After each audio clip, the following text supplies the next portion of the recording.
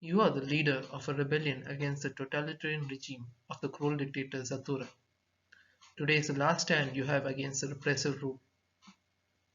The people are imbued with hope in you, but you are unsure of victory. Most probably you will be killed or thrown into the dungeons. A spy among the enemy's ranks have offered you an opportunity to take down the entire empire of the enemy from the inside, and it will free your people for once and for all.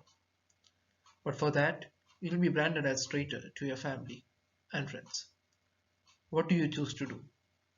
Become a spy disguised as a villain? Stay as a hero and try to become victorious. Choose wisely.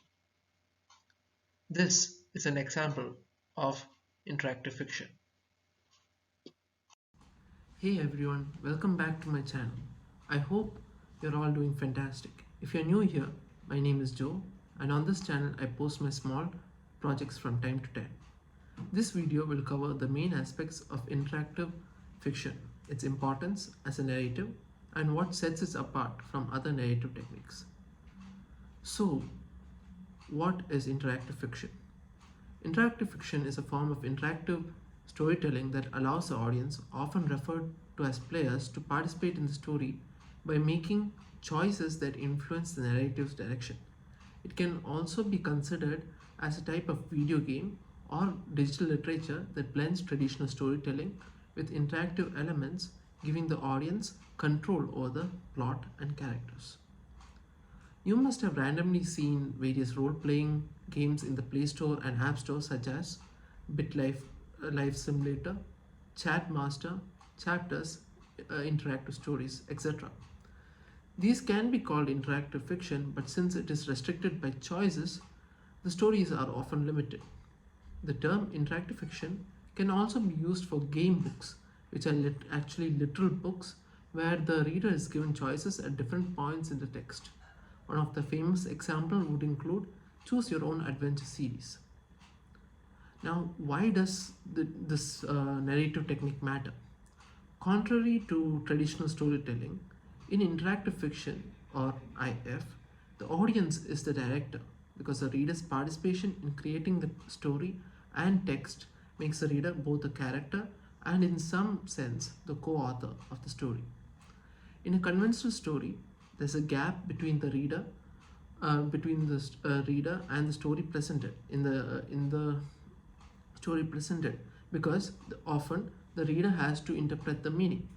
But in an interactive fiction, there's a physical gap in the form of blanks in the given text. So these physical gaps in the text allow a wide range of explanations and interpretations of fictional events taking place that it often seems as if different readers are not reading the same material or the same story. Some of the important examples of interactive fiction include Colossal Cave Adventure by Will Crowther and Don Woods was one of the first text adventure ever made. Adventureland by Scott Adams was one of the defining interactive fiction. And the Zoc series by Infocom was one of the first text adventure or interactive fiction to see widespread commercial release. Recently, there's a game or adventure game called AI Dungeon, which is built with the help of AI, such as ChatGPT. So, application. Now, text adventures are some of the oldest computer games falling under the adventure genre. In these games, you control the action by typing text commands like get key or go east, which are interpreted by the text parser, that is the processor in the computer. The game responds with text, and you follow the story by reading from the screen. So you type in commands, and the game responds with what happens next. It's like telling a story through your keyboard. The impact. The fluid nature of interactive text and its computer medium explodes the traditional literary concept of the individual authorship of a printed text. There is now a possibility to have infinite variations of a story with multiple authorships. For example, Colossal Cave Adventure was first developed by Will Crowther, And then it was further developed, expanded by Don Woods and many others who even personalized it. The computerized text also allows personalization and individualization of a literary work as the story evolves with your responses. Based on presentation, the subgenres of interactive fiction would include interactive film, visual novels, etc. While visual novels are largely similar to interactive fiction, interactive film differ from it since it uses animations and player actions to dictate the story. It is more graphical or visual in nature. Based on gameplay, the subgenres would include immersive simulator, escape room, and action adventure games. Immersive sims and escape rooms have more player interactions with the environment in itself and content, while action adventure games contains elements from both action-based games and adventure-based text games.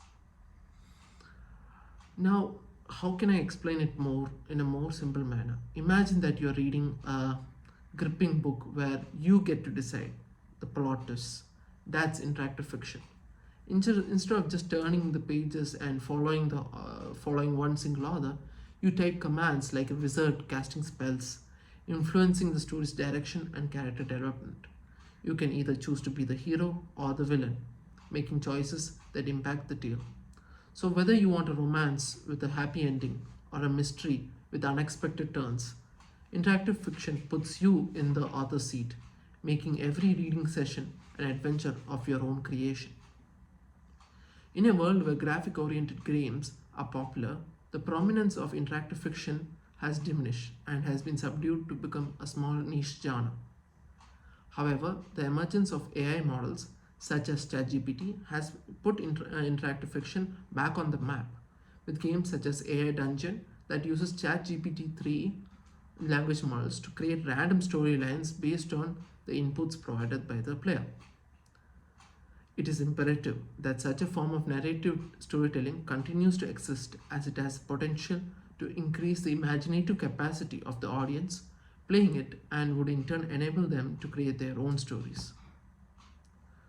For this video, I have used resources such as the Interactive Fiction Archive, the Interactive Fiction Database, Wikipedia, GetLamp, a text adventure documentary, and many others. You can find the links for those resources down below. So that's it for this video. Thank you for tuning in. See you next time. Peace.